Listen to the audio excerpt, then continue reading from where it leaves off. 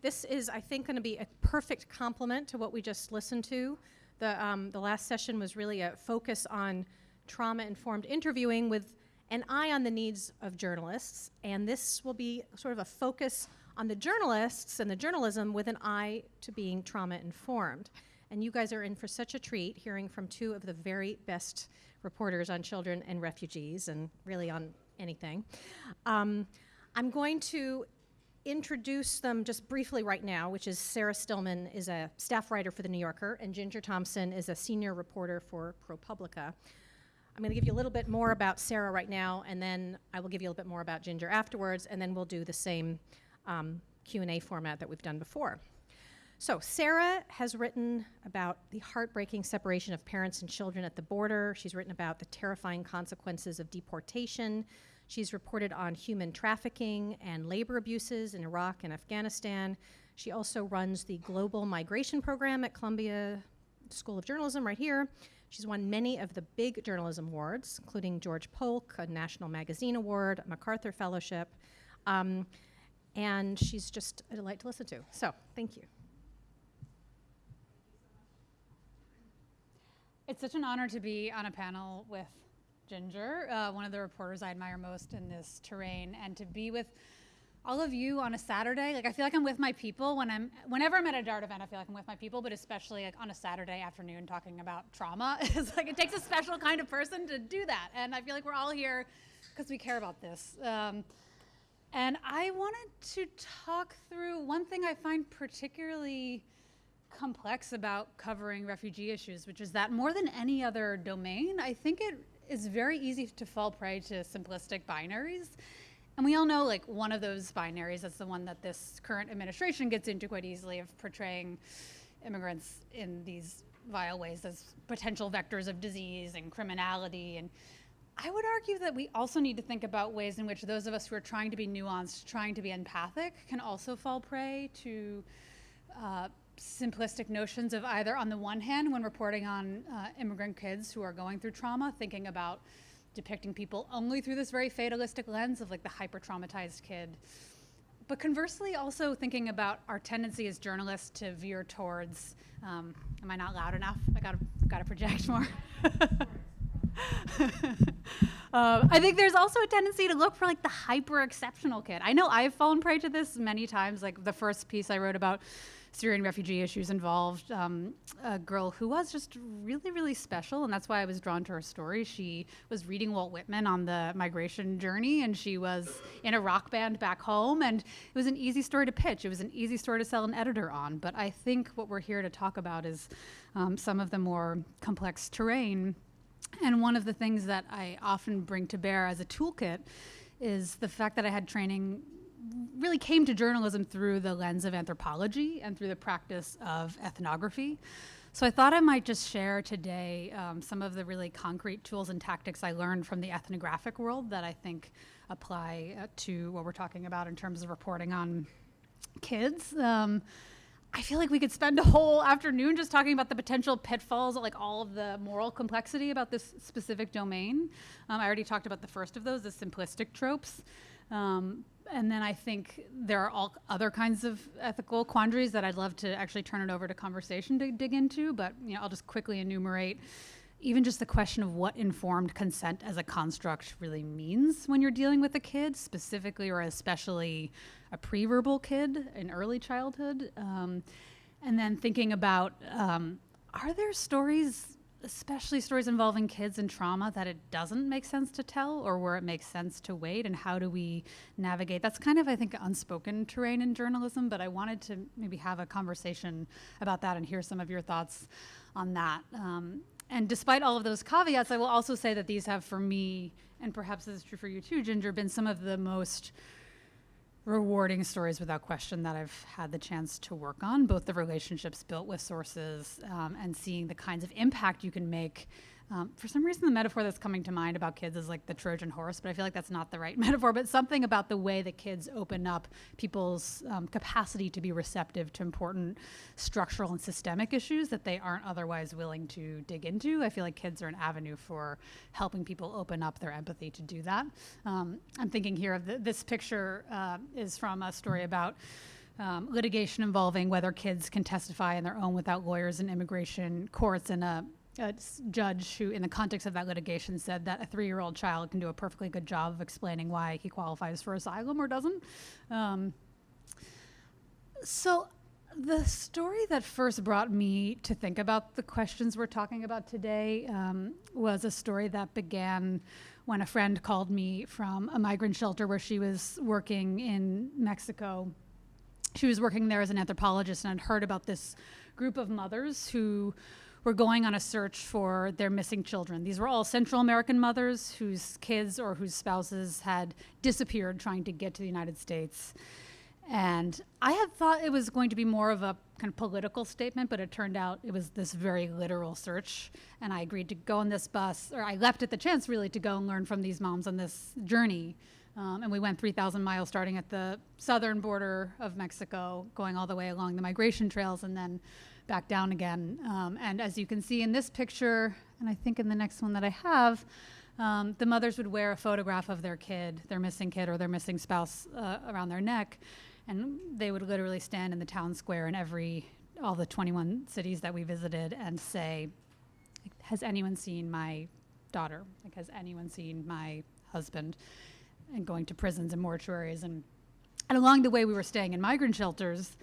And we all started seeing a bunch of kids. This was around, I think it was 2012 or 13, right around the beginning of when you saw that incredible surge of kids making their journey unaccompanied. But prior to when it was really being reported, we were seeing these kids kind of journeying on their own. And I really wondered, first of all, what is that journey like for them? But second of all, what happens when they actually get to the United States? And the reason I'm bringing up this trip in this context is that I think the first ethnographic principle I applied to covering early childhood and to covering any refugee issue is thinking about getting beyond textbook knowledge and applying what I think of as kinesthetic knowledge, the essential knowledge that comes from ethnography, that comes from actually physically getting out of your seat, getting off of Facebook or whatever, and actually going and doing the work that all of you do well, which is the shoe leather side of reporting. And I noticed that even on this trip, like, there were the public moments that people were coming to report on, such as when the women would gather in the town square. But for me, a lot of the knowledge I got about what they were going through and what the kids that some of them brought on the journey were going through came in those smaller interstitial kind of ritual moments, like when they were getting ready for bed. We were like sleeping on the floor of the migrant shelter. They were combing each other's hair. They were talking. And that was a very different type of knowledge that I think is not valued in some forms of conventional reporting that feels so invaluable, especially for kind of more long form storytelling. And when I got back from that trip, I decided to look into what actually happens to these kids when they get to the other side, and wound up doing a story about the rocket docket and about 2 kids in particular who had come here unaccompanied, and learned a whole other set of lessons about how ethnographic methods apply, because I'd learned that there was this family in New Jersey, the Godoy family, and they had 2 boys, Brian and Robinson, who had been raised mostly in Guatemala while their parents had come here trying to earn a nest egg for their family. And the kids had made it across the really dangerous journey through Mexico trying to get to their parents. And only when they got across to the US side were they kidnapped and their families were extorted for cash. And I knew that this was a story that I was interested in telling, the story of kind of the toll of border militarization and how it had enhanced these sort of markets and extortion of undocumented families. But it was really tough because these were, first of all, kids who had just gone through this incredibly painful thing, and the family was very afraid. And I started by making a big mistake, which is that I didn't think about the politics and complexity of translation. In my Spanish, I felt like it might be better to have someone who came from that same area where the kids had just been and who spoke better than I, and he turned out to have a very similar accent as the kidnappers. And so the family said, they were terrified, and they said, we won't talk.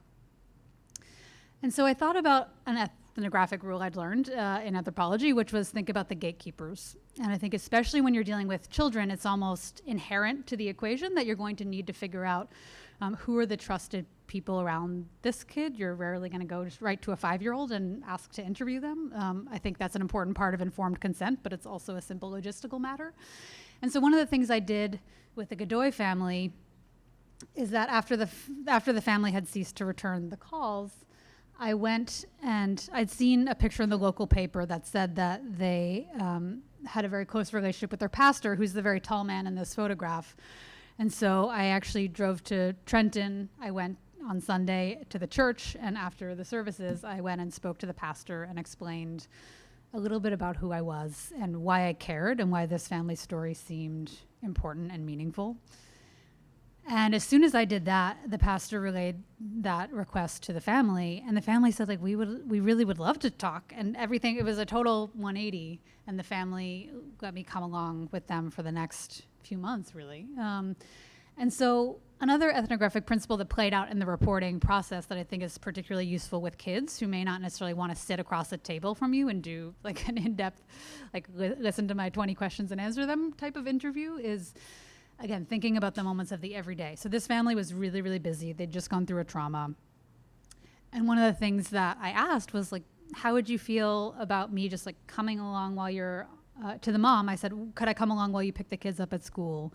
And could I come with you while you go grocery shopping? And again, just honing in on those moments that feel potentially pretty mundane if you're like a daily news reporter, you needed to get in and get out. But I found being able to develop the kind of relationship where I looked at those moments as equally important also really did a lot to build accelerated intimacy and accelerated trust. And so I guess what I put up here is like, this may seem very obvious, but thinking about how you approach, when you approach, where you approach can really matter. And in stories that are particularly tricky, really, sometimes I will actually do what we did in an anthropology class, which is like the social mapping, like in anthropology they call it kinship networks, but actually understanding what is the social ecosystem around this child. So who are the people at the, I think of it as circles, like these concentric circles. At the center we've got the kid, and right around that we might have the primary caretakers, and right outside that sphere you might have the pastor, you might have the people at the school, and then all the way at the outer layers you have the people who have abstract knowledge about that terrain, like the academics and others who might be working on issues that the family has faced. And I think that can be a helpful avenue into stories that feel hard to know where to begin.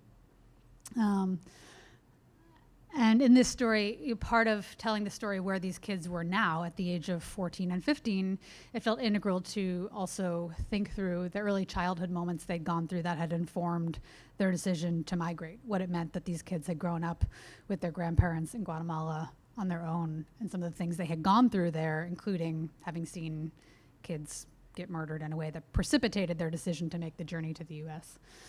So we've kind of gone through this, thinking about the ride-along mentality. Another thing, do we have any anthropologists in the room? I'm curious, or people with that kind of ethnographic background? No? No one? Usually there's at least one soul. Okay, cool.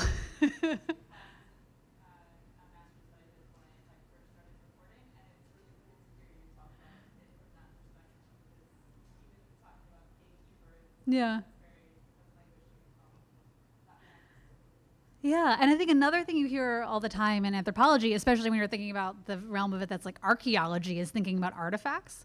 I think for journalists that's also, it can be incredibly useful in figuring out how to make a story come alive, and also how to do that when you're dealing with kids who may not have the words to fully encapsulate their experience. I have found some of the stories we've done at The New Yorker that have gotten the most powerful engagement have come from the artifacts of kids. And I'll give you one example, and Ginger's reporting is another amazing example. I think you have an incredible history of figuring out how do you integrate the rich kind of textual material, or I mean, in the case of what you're going to talk about today, some of the audio as well. But in this instance, at Columbia, one of the projects that we took on in collaboration with The New Yorker was a series of profiles of women who were in removal proceedings, or who were facing deportation under Trump, and specifically mothers and how their kids were dealing with that as well. And we gathered in that project a bunch of the letters that kids had written to immigration court to try to prevent their parents from being deported. And that story, first of all, one thing we had to do there was just gather data where data didn't exist. And that's one thing I'm increasingly encouraging reporters to do, because I think too often we have this very bifurcated terrain where there's the people who are really, really good at the narrative side of storytelling and the people who are really good at the data side. And often those two in the Venn diagram don't intersect.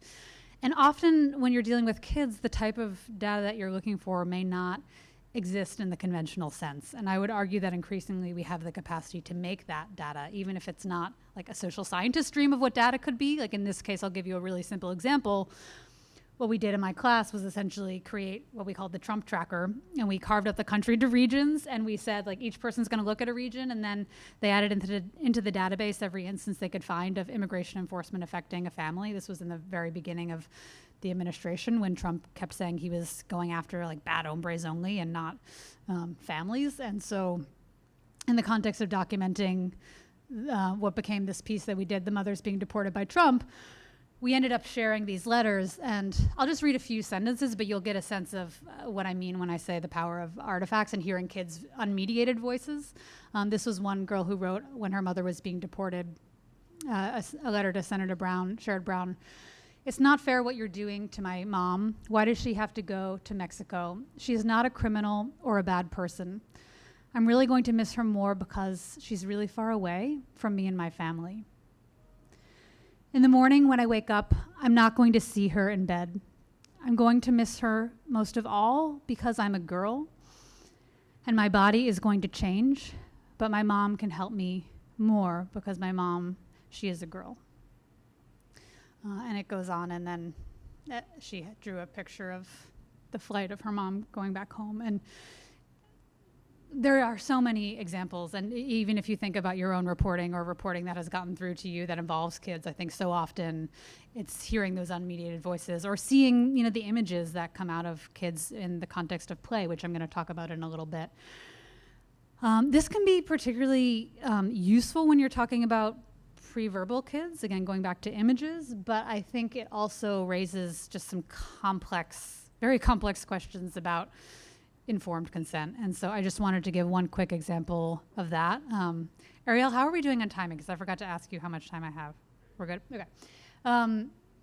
So I did this piece about a little girl named Helen, and she was 5 years old. She was separated from her primary caretaker, her grandmother, after the alleged official end of family separations at the border. So this was last fall, and the government was telling us this wasn't happening so much anymore, and yet Helen was taken from her grandmother, and she was made to sign this paperwork that said, like, I mean, you can see it right here, you can read it. I don't know if you'll understand it. I hardly understood it. You have to know what a flora, what does it say at the top there? Can anyone read that? It was like a request for a Flores bond hearing. So you can see at the bottom, like the little squiggly signature of a 5-year-old. I feel like relatively confident, and based on the presentations you saw over the past few days, I also feel confident that probably she did not know exactly what she was signing. She was going to she was in a foster care placement, and then also in a situation where she was given a bunch of materials, including like lessons on American democracy and coloring a photograph of the Statue of Liberty and whatnot. And this was just another example of using artifacts that got through to our readers in a way that I don't think me just trying to narrate the story on its own would have.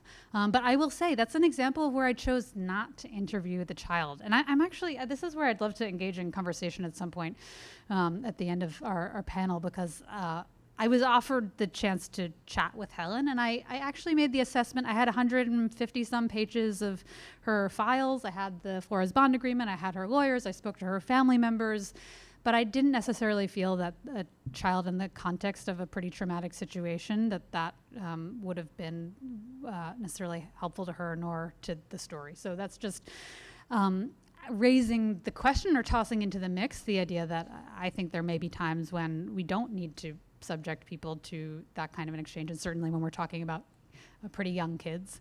The last thing I want to end on is just talking through a story that I did as part of the Global Migration Project with the New Yorker about people who came here seeking asylum who were deported to face pretty severe consequences, including death. And that was a context where knowing, again, how to navigate the relationship with very small children who had lost their parents was hard, because you want to document the reality of the pain that families are going through as a result of specific policies. But I wrote about a woman named Laura who had lived most of her adult life in South Texas and had 3 small children, and 2 of whom were U.S. citizens. she was pulled over for a minor traffic violation, and then that very same night when they learned she was undocumented, the local cops called Border Patrol and sent her across the bridge, even as she sobbed and cried and said very explicitly, I have a violent partner on the other side of the border. He's been threatening to kill me. And her literal last words to Border Patrol were like, when I am found dead next week, your blood will be on my hands. And that is exactly what happened. She was sent right back across, and he did, in fact, kill her. And her family, who are just an incredibly brave, amazing family, decided to sue the US government. So I was writing about that litigation and the case, but I was also writing about her kids and what they'd gone through. So another example of an artifact, you can see the photograph of her mom holding up a shirt that she had worn, that Laura had worn soon before she died, her uniform for the restaurant where she worked. But a thing that I found useful in terms of engaging the kids in the equation and for that really precarious terrain was just with their grandmother's permission and with their permission, asking to just spend time with them at some of the critical moments that meant something to them regarding their mom. And specifically, every birthday that their mom had each year, they had a special ceremony for their mom where the kids would write a little message to their mom on a balloon and then tie it to the balloon and then release the balloons.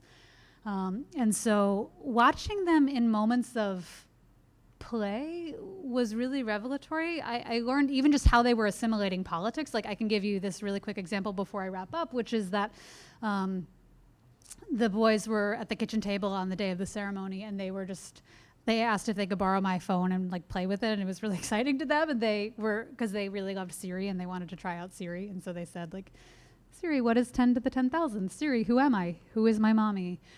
Who is Donald Trump? How old is Donald Trump? And then one of them asked, like, Siri, can I call my mom?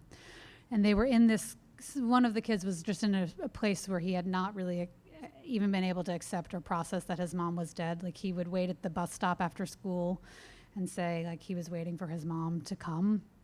And the last example I'll give is that I did include in the piece what the kids wrote and on the little pieces of paper to send to their mom.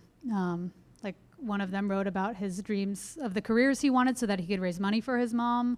He wanted to be a basketball player, a NASCAR driver, an engineer, and a YouTuber, which is apparently like the most popular career now with kids. And then the older boy wrote, hey mom, I need you to take care of me. And then the other child decided to keep his note private. And again, that's just an example where you're feeling out what is comfortable. And the moment I noticed him kind of keeping it to himself, I just said, okay, and I didn't really bother to ask on that, but I asked if he did have anything he wanted to share. And then he went to the back room and he got this poem that he'd written for his mom, which I included in the piece, which says, wave after wave crushes onto my legs. I remember my mom's every word to help me stand on my own 2 feet, which I thought was just a beautiful testament to kids' resilience. So I think I'll just end there. I think that was more or less all I had to say, aside from just the idea of being there for the long haul. I don't want to go on into our time, but when you can't tell a story at that precise moment, the idea of coming back at a moment when perhaps you can. And yeah, I'll end there, and then we'll get to the rest of it in conversation. So thank you so much. That was excellent, and I really appreciate just knowing how to be creative in our interview process and reporting techniques while also being trauma sensitive, which is what you really do well. Okay, Ginger Thompson is a senior reporter for ProPublica. She's a former New York Times reporter. She won the Pulitzer Prize for her part in a series on race in America. Last year, she wrote about the role of the Drug Enforcement Agency in a massacre in Mexico, and she's done incredible work at the border.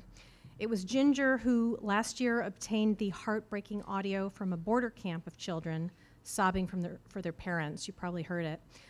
Played a large role in the public debate over the government's border policy. So, Ginger. Thank you.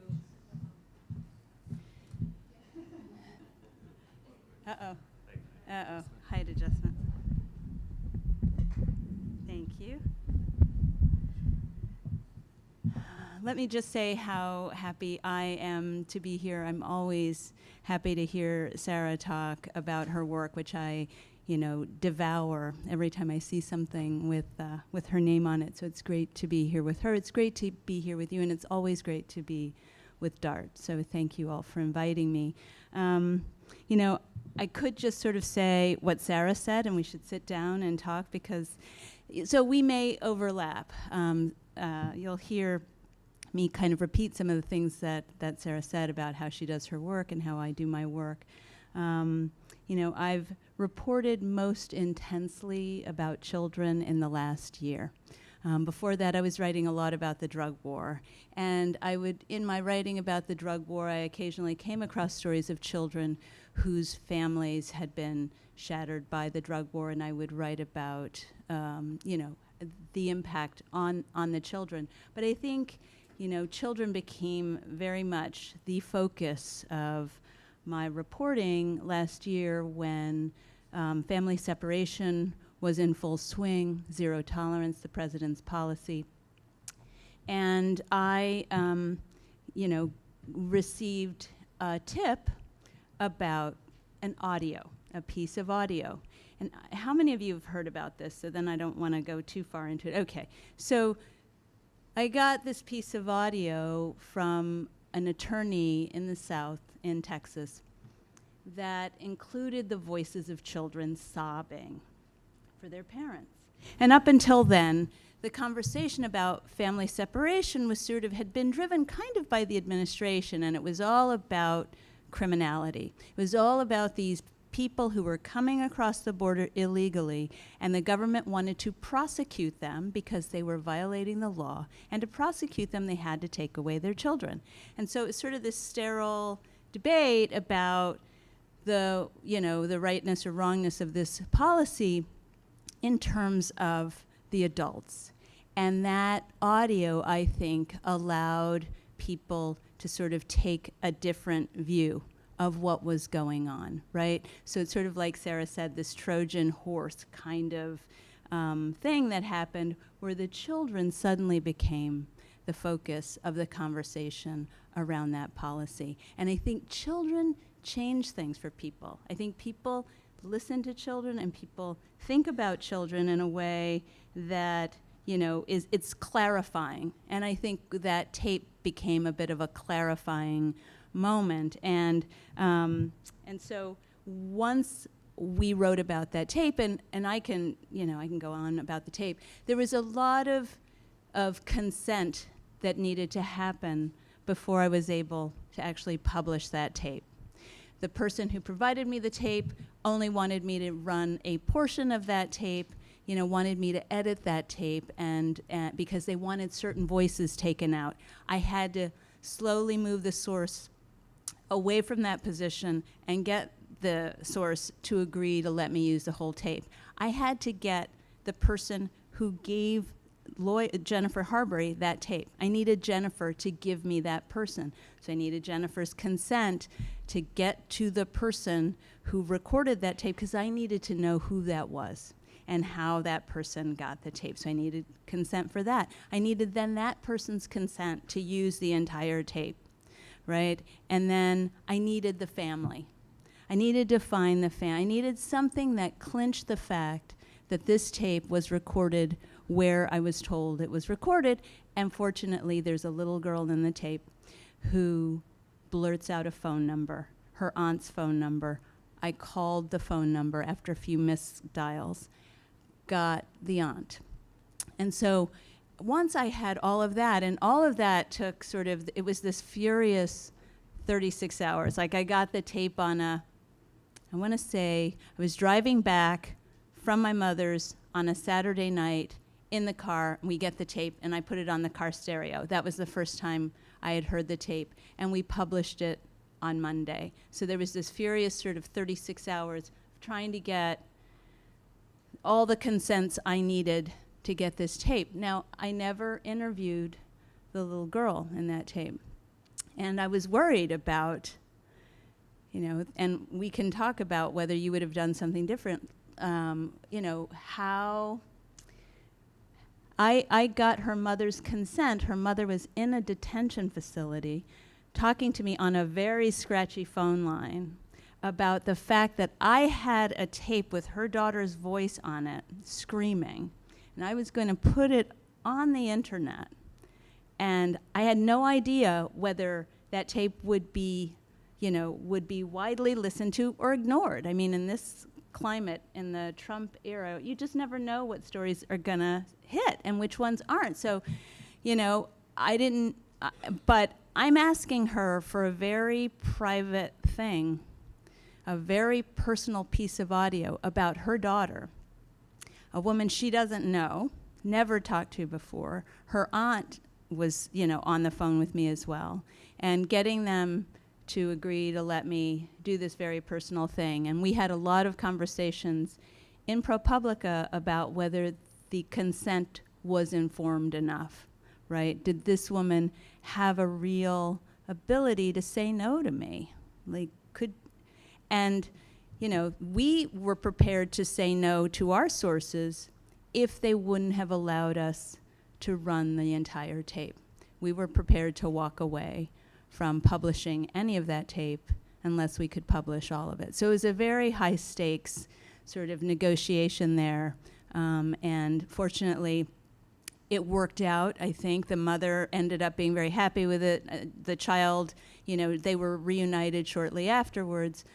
But once we did that story, we decided that all of our coverage that year about the family separate. First, we decided to focus on the family separation policy, but we wanted all of our stories to be told around children.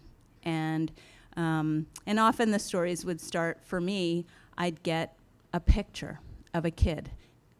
I remember one story I did and ended up following this kid all the way back to El Salvador.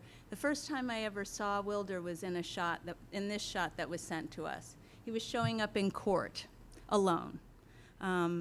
His father was in detention, and he was asking for asylum. He was about to try to make a case on his own for asylum. I looked at that kid in that hat and knew I wanted to tell that kid's story, but I couldn't talk to that kid. Like Sarah said, there are in none of the stories that I wrote about over the year of Zero Tolerance was I able to actually interview the kids. And so what do you do? What Sarah said, the gatekeepers. I mean, I just called them anyone who was in touch with that child. So you end up really negotiating access to adults. At least I did in writing about my children, because I wasn't able to speak to the children. I felt that they were so traumatized. In some cases, they were so young that asking for, their parents were often not with them. They were with foster kids, they were with social workers, they were with attorneys. They weren't with their parents. And so for all those reasons, I felt like interviewing the kids was inappropriate. And possibly re-traumatizing.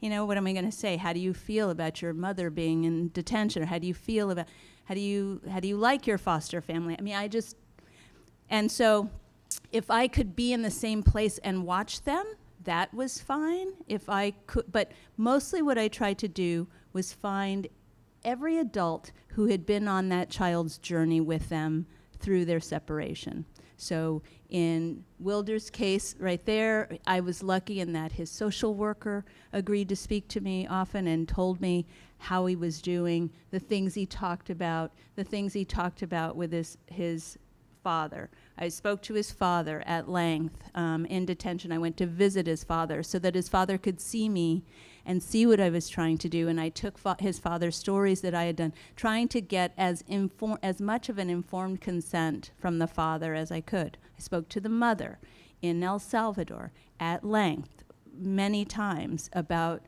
what I was doing and who I was, and trying to get her to recreate and reconstruct conversations with her child. But it was really sort of often talking to the adults connected to this child. And then I eventually followed Wilder, who was reunited with his father and deported back to El Salvador, followed them back to El Salvador. And when Wilder got off the plane with his father, his face, he was just sad.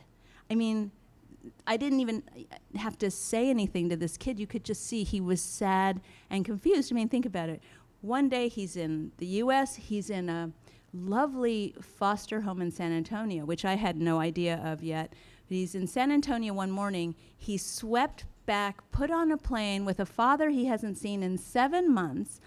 And by the afternoon, he's back in El Salvador, in the village where he grew up, which is just an incredibly impoverished place. So all I could sort of think about was his face, and I wanted to find a way to give voice to what was going on in his face. And so I went away for a couple of days. We left Wilder at home, and I called his mom a few days later.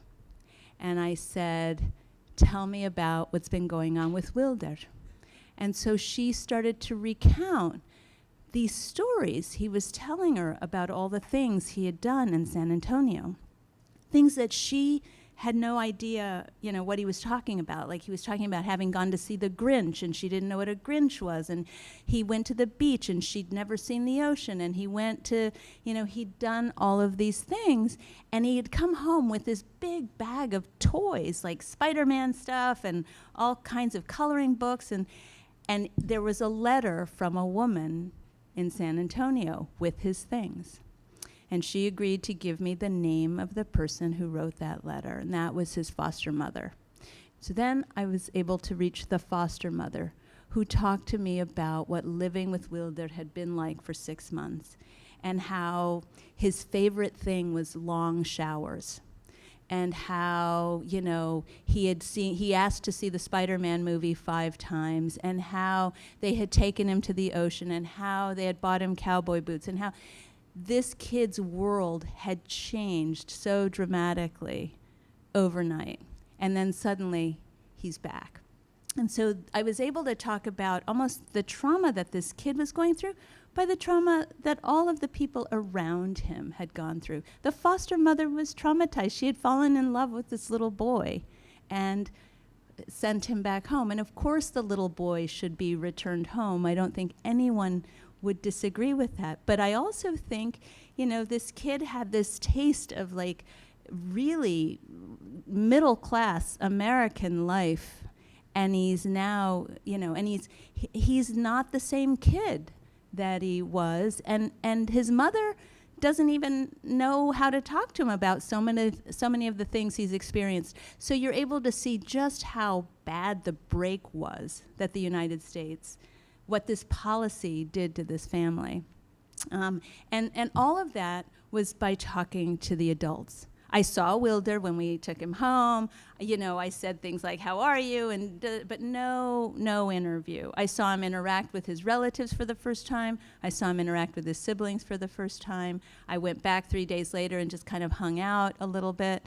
But I didn't interview the kids. And so often, I'm going to just go through my slides very quickly. So when I think about approaching stories that involve people with trauma, all people with trauma, I kind of go through 4 different phases, right? So first is the approach, getting meaningful consent, the interviews, and staying in touch. And we can just quickly go through those, and then we'll stop. How do I do it? Like that? Okay. So with the approach, I think about timing, With the mother, for example, Wilder's mother, for example, I thought, what? He's just gotten home today. I wanted to get their initial impressions, but then I decided I wasn't going to overstay my welcome that first day. It's interesting. Sometimes, you get people talking and they want to talk, and if I know that I need to have a longer relationship with my sources, like I know that I'm going to need to keep coming back to them, I try not to overstay the first time. Like, don't leave your sources so tired that by the time you leave, they're kind of tired, so that the last thing they're remembering of you, this is such a weird trick, but I mean, I don't even know. It's me overthinking maybe, but I feel like if I leave them kind of in a place where they don't want me to go, then when I call and say, can I come back? They're kind of like, yeah, of course. You know, it's just a little trick. But if you know you're going to need to keep seeing a person over and over, I find that not overstaying my welcome is useful. So I think about how quickly can I approach? Is there time to approach? And, how do I moderate my time with them so that it doesn't become too much of a chore to talk to me and to spend time with me. Should I reach out to an intermediary first? Do I need to talk to a lawyer first? Do I need to talk to an activist? Do I need to speak to a priest or a pastor? Who might help me make them comfortable with this whole idea of spending time with a reporter? Would an approach put me or the person at risk? That is a big part of the calculation in a lot of my work, particularly when I'm writing about violence. Do I need a translator? Am I going to make the first approach by telephone or in person? I spend a lot of time thinking about that, and I spend a lot of time thinking about the first 3 minutes. I know that sounds silly too, but it's like in the first 3 minutes, when you're either talking to someone on the phone or in person, they're making a lot of quick judgments about whether they want to talk to you. And you need to find something in that first 3 minutes that gives you another 3 minutes and another 3 minutes. And so I spend a lot of time almost, sometimes practicing out loud.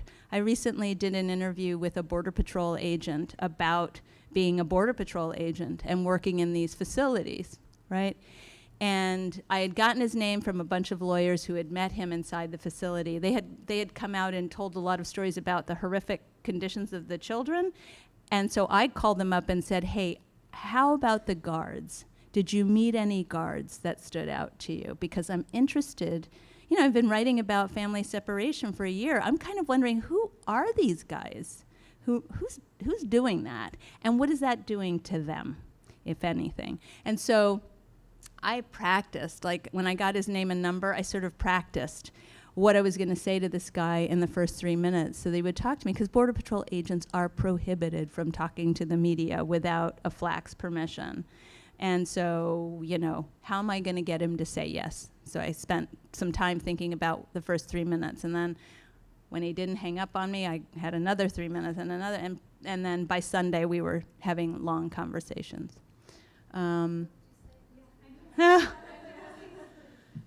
So I said, these aren't the exact words, but I think the points were that I was calling because I had heard about him through some lawyers who were interviewing children at the facility in McAllen. And these lawyers were taken with him. They were taken by him, and they felt that they struck him as different. And that I had spent a year writing about Border Patrol and writing about Trump administration policies and the Border Patrol's work. And that, thank you. And that there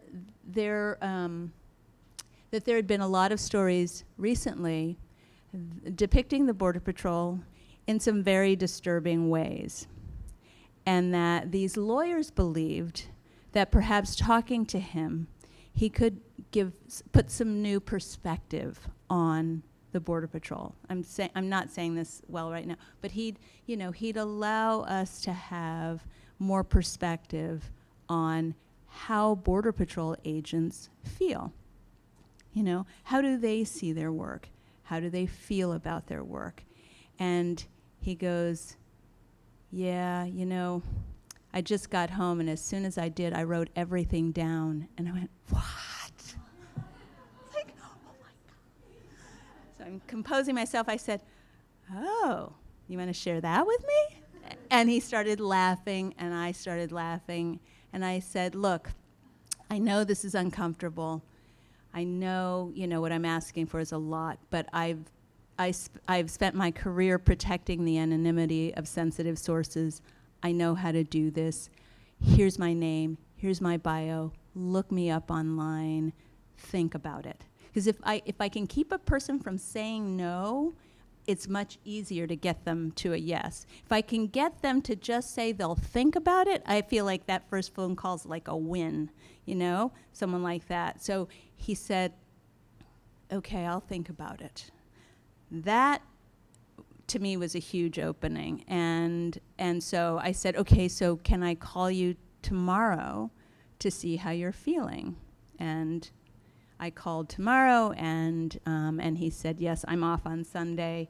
Let's talk on Sunday. So anyway, we could go on and on.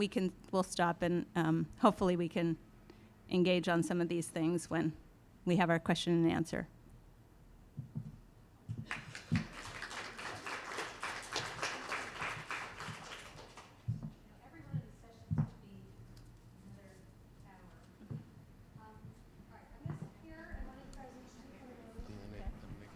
Oh, thank you. All right, great. Thank you. I have to say that just listening to how other reporters do their job is just so fascinating. I wish I could be a fly on the wall. As long as we've all done it, just still, we all approach things differently, and it's just like watching art done well, So thank you so much.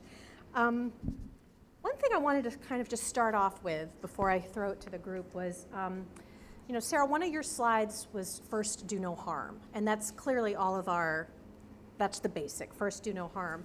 But I wondered, when does it enter into doing good for the kids? And I mean that from different ways of looking at it. So there's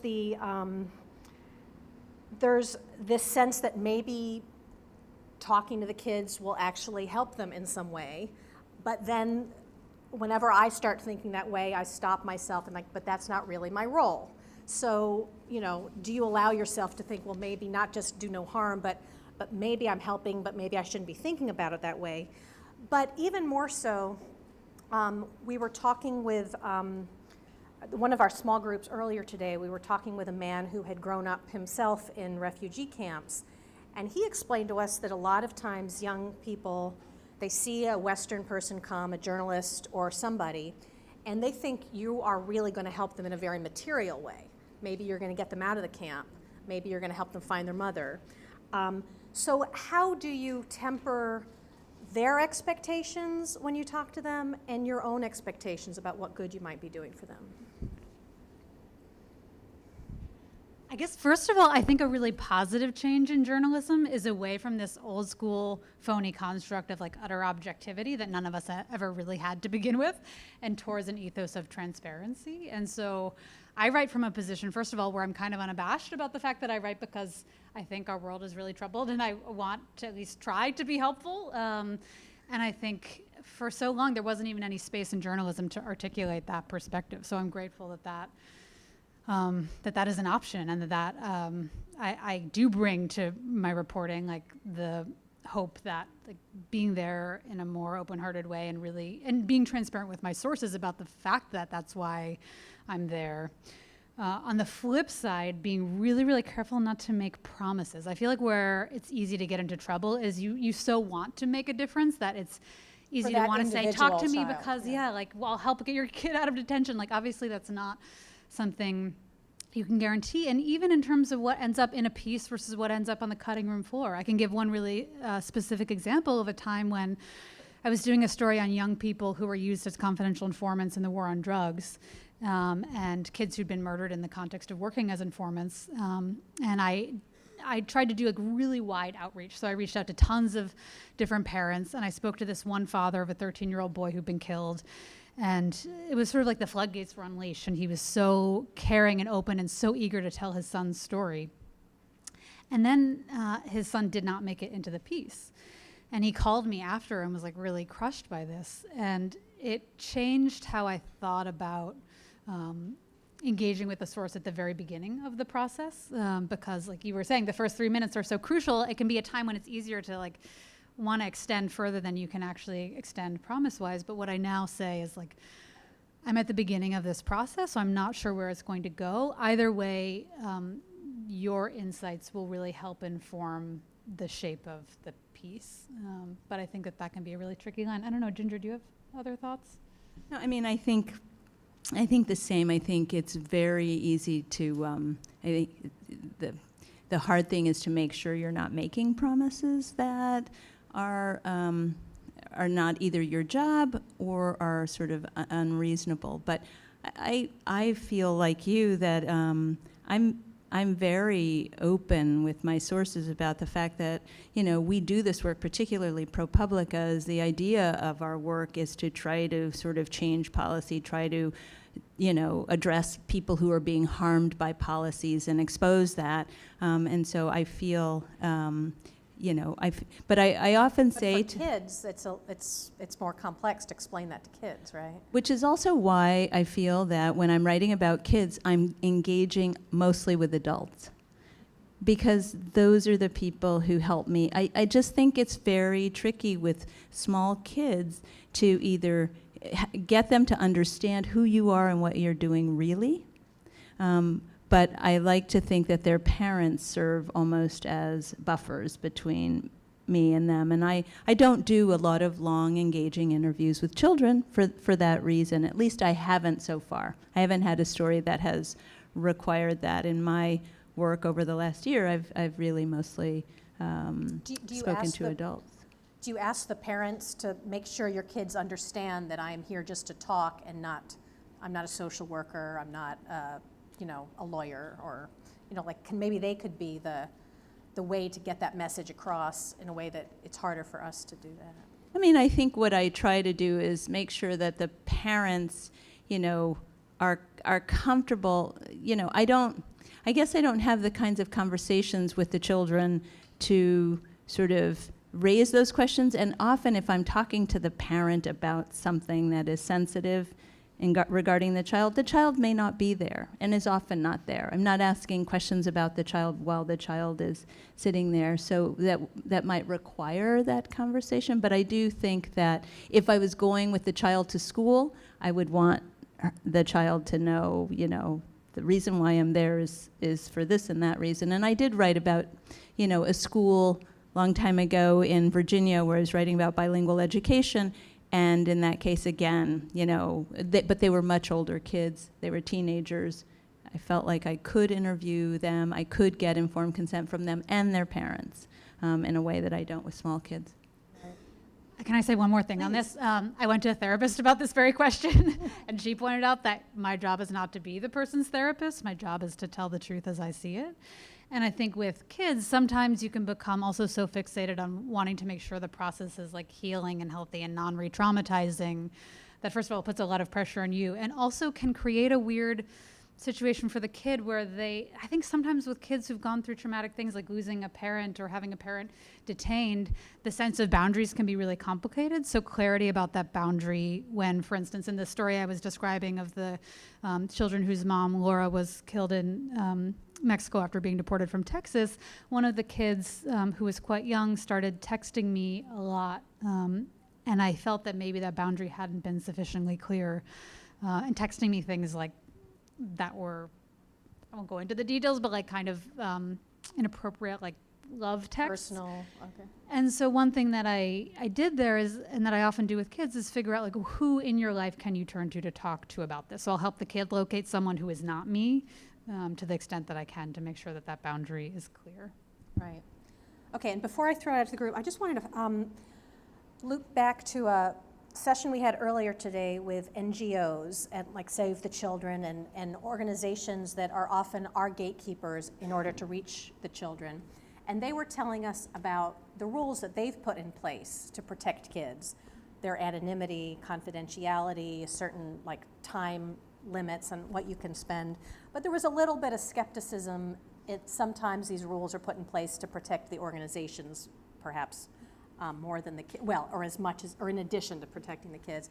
And I'm just curious, have you ever felt like some of the rules that you've been given in terms of dealing with kids get in the way of doing the story you want to do in a way that's not really necessary to protect the kids? Or if you've kind of come across this dilemma, or you sound like maybe you have. Yeah. I mean, I think oftentimes I was extolling the virtues of gatekeepers, but I also should have added that there's a layer of complexity to the gatekeeper, because sometimes the gatekeeper purports to speak from a position of authority for a family, and that may or may not reflect how the family actually feels. So I have had times, it wasn't in the refugee context, but for instance, I was doing a story on the juvenile sex offender registry and some of the things that families and kids specifically go through when placed on a lifelong registry. And I was told by the social workers through whom I tried to approach a particular family that they definitively did not want to talk. And I loved hearing about your process of gaining trust with sources, including that Border Patrol guy, because I think sometimes when you explain your rationale for wanting to speak to a family, and in this case I did show my clips and show some stories that reflected the kind of work that I wanted to do in this case, the family was like, oh, absolutely, yeah, we're a little nervous, but come, let's have that conversation. So I do think there's a lot of potential perils to the gatekeeper construct. Yeah, and I have to say, all the children that I wrote about last year, not one of them came to me because an advocate talked to me about that child first. I often went to the advocates after I had the child, after I had the parent, after I had the foster family, because once I did try to talk to, a gatekeeper to the foster family, Wilder's foster family, and they were like, no, the mother is just, she doesn't want to speak. And so I called her and we talked for 2 hours. So, yes, I have found that. I think a lot of us think, the advocates are, our allies in some ways, and they often can be much more complicated than that. Okay. Oh, that's right. We have to give up one of our mics. Or you guys share that one. Yeah. I've got perhaps a difficult question to start off with, and I definitely don't mean it as a criticism, it's more a curiosity. But in both of some of the examples you brought up, either using plenty of documents about a child or indeed talking to people around the child's life, in both cases it strikes me that the child itself, the consent of the child itself is obviously a difficult question, especially given that nowadays, in 20 years' time, the kid will be able to go online and see this, I imagine, for very intimate look at what's happened to them. And I'm curious whether in the reporting, in both cases, whether that's something you've kind of dealt with or indeed looked into, or how that particular question comes up in the reporting process. So we certainly talked a lot about it because, like I said, in none of the cases did I really interview the child. And I felt that, most of the children I wrote about were between the ages of 4 and 6. And I was able to observe all of those children at some sort of close distance. But we did think, was the consent that I got enough? Was the parent enough? Was, were the social workers, was all that enough to say that this kid wouldn't later feel something about this story? And I think, what we decided, one was that, I think we felt that we had done the best that we could. And also, I should say that before anything was published, I went back to all of my sources, which I think is also something that is, when I was going through journalism school, it was like, no, you don't talk to your sources about what you're going to publish. And it's like, no, I actually do. I don't want any of my sources to feel surprised by what I publish. That doesn't mean I give my sources veto power over my stories, but I want my sources to feel that they have some control over the stories they've been that are going to be told about them. I mean, these are people who have been traumatized. Power has been taken away from them. I don't want to be one of those people. And so I put a lot of power into the hands of the people that I write about. And I think what we felt is that if the parents and if the social workers and if the foster families all felt that the stories we were putting together reflected their truth about this kid. And it really was their truth about this kid. So I wasn't saying Wilder feels. I said that the foster mother who lived with this child, saw him cry all morning. What was in his head, I can't tell you, but what I do know is he cried all the way from the house to the airport. You know what I mean? And so it was, I felt not overstepping my bounds in terms of speaking for the child, but it was allowing the adult's view of what was going on with that child help me at least animate what his actions were, what his words were, what he said. And so I think we decided that it was as close as we could responsibly get to putting forward the experiences of the child. And after that tape, after that audio, getting to the experiences of the children is what we felt was sort of breaking through the sort of breaking through the noise around who immigrants were and why they were coming here. It was sort of like really, again, it was just clarifying views of this policy, and we felt that children needed to be at the center of that. So I don't know that that's satisfying, but that's how we decided it. I really appreciate what you just said about not projecting into the child's mind. And I also really appreciate the question because it is so complicated and something that I wrestle with a lot. And one realm in which I do a little bit of projection, I think, is I do try to imagine, even though it's not a scientific imagining, like what a kid would feel as an adult going back to a piece. And there are times when I've left things out that may feel pertinent, like, for instance, a recent piece about a kid who'd gone through some of these traumas, and his mom kept stressing that one of the main signs she saw was that he kept wetting the bed. And I just chose, like, that was a detail that was a true representation of his trauma, but I also felt like wasn't one that he necessarily needed to read in the New Yorker 20 years from now. I also think another layer of this is thinking about informed consent in a very transnational context, because a parent in rural Guatemala may say, oh yeah, that's no big deal. The New Yorker, no one even knows what that is in my town. But increasingly I've found, like, you cannot, I think a really critical facet of informed consent when writing about kids, or really anyone in this era, is you need to know it could be translated into any language, it could show up anywhere. I did a piece in Iraq, one of the first pieces I ever did for the New Yorker, about some women from Fiji who've been sexually assaulted, and they wanted their names on the record, and they were like, no one knows the New Yorker in Fiji, so I think that was part of their consent. And then, like, the Fijian press ended up picking up the story and running with it and translate. It was all around Fiji. So I just think that's another layer to think about with kids in particular. And also, I don't think we are going to need to wait 20 years because kids are on the internet at the age of 10. Yeah. So, yeah, and they have a different understanding when they read it then. Yeah. Netta? I have another. As an outsider point of view, it seems that both of your newspapers or publications were very successful in engaging the audience and public opinion for the zero tolerance, and it was a successful campaign. And I'm wondering if you see it that way. Do you think you really succeeded in promoting this debate and in doing something for the good of the kids and the families? I don't know that I would have called it a campaign, but I certainly think that we saw that audio as a possible opportunity to kind of really explain what was going on with children. And again, I think in this era, it's hard to know what stories are going to matter and what stories aren't. So I remember when I sent the story to publish, I literally didn't get out of my pajamas for a day and a half, and I pushed publish, and then I ran into the shower to just crouch, oh no, I don't know what, and then pretty soon, it was in the White House briefing room.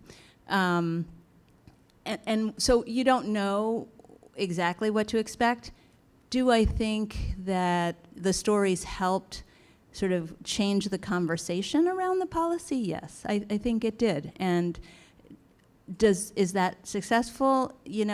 I hated the policy. I hate the idea of our government separating immigrant families for no real reason. So, contributing to something that changed the way people felt about it and then ultimately changing the policy was, we were happy with that.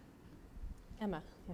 Thank you both for your talks. So fascinating. One thing I wanted to ask about was you're writing at a particularly difficult time. You said you're writing in an era where you don't know whether your article will get millions of clicks or whether it will be swamped by other news. And I sort of wondered, because I wrote a lot about the European refugee crisis, and at the time, it felt incredibly important to be writing about this, but at the same time, people were getting inured to all of the pieces and all of the photos of Alan Kurdi, and it seemed that nothing would break through. And I wanted to ask you, while you feel a sense of urgency in writing about these stories, how do you also balance, Sarah, as you put it so well, about finding the extraordinary child, or finding something which maybe your editors want, more of kind of a new kind of way of looking at these things, and so basically how to keep up that sense of urgency while also not going to not exaggerated, but sort of the one child that might be different from other people. Yeah, I'll share something that Bruce Shapiro back there taught me, and I skipped this slide about Act 2 stories, but it was also kind of my answer to your question as well about how do I feel the impact of this kind of reporting has been, because I feel like we're at this media moment when there's like an absolute surge around something, and there's tons of coverage, and everyone, like readers are engaging, and then people just like move on to the next thing. And then oftentimes that same thing is either continuing to happen or changing shape in even more nefarious ways, or just the way these trends unfold. Very rarely are the consequential policy things unfolding across the world things that happen just in a singular moment, especially with trauma stories, and trauma stories with kids that have this half-life, or this more than a half-life, this longitudinal trajectory. And so I think part of my answer to that is what Bruce taught me about how do you not just do the blitz to the moment when the urgent thing is happening in everyone's view, but how do you do the Act 3 and the Act 4 and the Act 5 stories, which can also be a comparative advantage, I think, as a journalist. I'm not sure if you feel this, Ginger, but I think there are times when everyone else has moved on, actually a lot of the space has opened up for people to talk about a traumatic thing in the past, and for you to find a new way into the story that actually can bring a reader in. Do you have thoughts? Yeah. So I wrestle with that a lot, especially around, family separation, and how do we keep people, and there are just so many people now writing about families who are separated, and frankly, my editor said to me, how many times do you think a reader is going to want to hear about another child?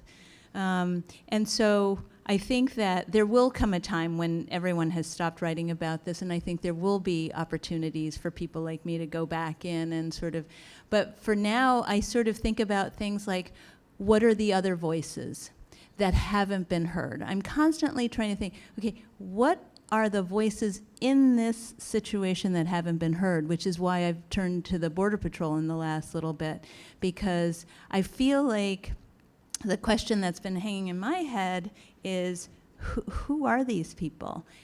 In a real human way, not in a sort of, law enforcement run amok kind of way, but just who are these people who are like literally tearing a child out of a parent's hand? What is that like? And so I thought, and if I'm kind of curious about that, perhaps I can get readers to be, because I bet you readers are kind of wondering that too in their own way. So it's just finding other voices that haven't been heard is something I think about. It's not easy, but it's one possible way. No?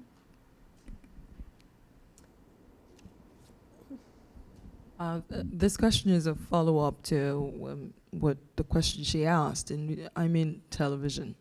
And so following up is a big deal. First, my editor is asking, how much are we spending now to send you back? And the idea of what else are you going to shoot that we haven't seen? So it's a big one for me, because everyone's sort of, just, we've had enough, we've seen enough. Everyone's just sort of hit a plateau. And I'm stuck because nothing has changed, not because I want to change anything. I would love it to change. But because it also makes me feel useless, that I've done and invested so much emotionally, physically, everything. I've gone to the end of the world that if I go missing, it would take 5 days to find me, if they ever find me. What else can I do when people are inured to a story, like they're just done? What else can I do? Thinking about the visual aspect of it, because I'll go back to the same camp and it's the same damn situation, I don't know, visually. I would think, is there another location? So you're in the camp, you've got these people, either where they're coming from. You know, I've been thinking a lot about Central America, and there's been a lot of reporting about Central America and what is it that's driving people here, right? Is there some new way for us to tell that story? I haven't figured it out yet, but it's like in my head. You know, what about where they land? Those who make it out. What's the journey out like? You know, I think, again, it's figuring out a new place and a new central character. That it's, and I'm not saying it's easy, but it sometimes helps. So we did a story recently, one of my colleagues recently did a story, instead of about the clients of this immigration attorney, we told the story of an immigration attorney who, you know, started, she was a government attorney. So she used to work for ICE. She used to defend the Immigration and Customs Enforcement Agency, but saw them, you know, turning people. There was a woman from Guinea who she saw them, you know, just completely railroad and sent her back to Guinea to harm. And she left the government service and became an immigrant attorney, an immigration attorney, to defend immigrants like the woman from Guinea. And we sort of told her story. She was defending the Salvadoran immigrant who had been accused as a gang member based on no evidence at all that he was a gang member, and separated him from his 2 children. And so she, instead of telling the story just of the father and the 2 children, and they're being separated, which has been told, she told the story of this attorney and showed the system through this attorney's eyes. And it was an incredibly, you know, it was a really powerful story. We got a lot of traffic on that story, and people cared about it. So again, it's like, who are the other characters that you're not writing about? There's trauma, and there's sort of agony, and there's chaos going on all around the immigrants themselves.